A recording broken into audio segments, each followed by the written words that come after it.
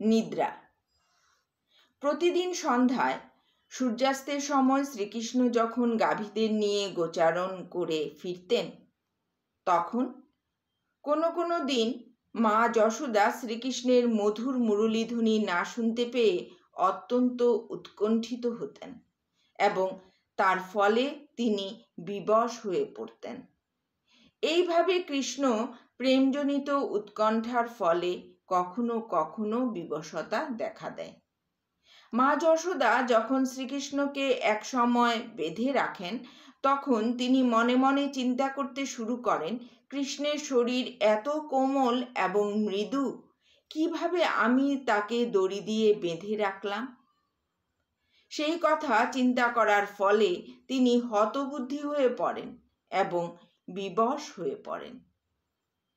গোপিকাদের গুরুজনেরা তাদের উপদেশ দিয়েছিলেন রাত্রি বেলায় দ্বার বন্ধ করে রাখতে, কিন্তু তারা এতই নিশ্চিন্ত ছিলেন যে তারা তাদের এই উপদেশ যথাযথভাবে পালন করেননি। কখনো কখনো শ্রীকৃষ্ণের কথা চিন্তা করার ফলে তারা সমস্ত বিপদ থেকে মুক্ত হয়ে এত নির্ভয় হতেন যে তারা রাত্রিবেলায় গৃহের প্রাঙ্গণে শুয়ে থাকতেন। এটি শ্রীকৃষ্ণের প্রতি স্বাভাবিক নিদ্রাজনিত বিবশতার একটি দৃষ্টান্ত। প্রশ্ন করা যেতে পারে, কৃষ্ণ ভক্তরা কেন বিবশতার দ্বারা আক্রান্ত হবেন, যা সাধারণত তমগুণের লক্ষণ বলে বিবেচনা করা হয়? এই প্রশ্নের উত্তরে শ্রীল জীবগোস্বামী বলেছেন যে কৃষ্ণ ভক্তরা সর্বদাই জড়া প্রকৃতির সমস্ত গুণের অতীত। তারা যখন বিবশতা অনুভব করেন বা নিদ্রামগ্ন হন, তখন তারা প্রকৃতির গুণের দ্বারা প্রভাবিত হয়ে নিদ্রিত হন না। তাদের সেই অবস্থা ভক্তিজনিত সমাধির প্রকাশ।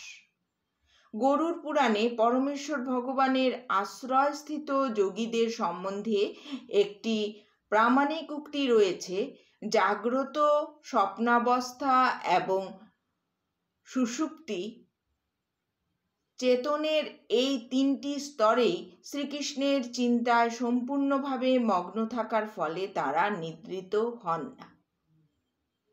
সুপ্তি।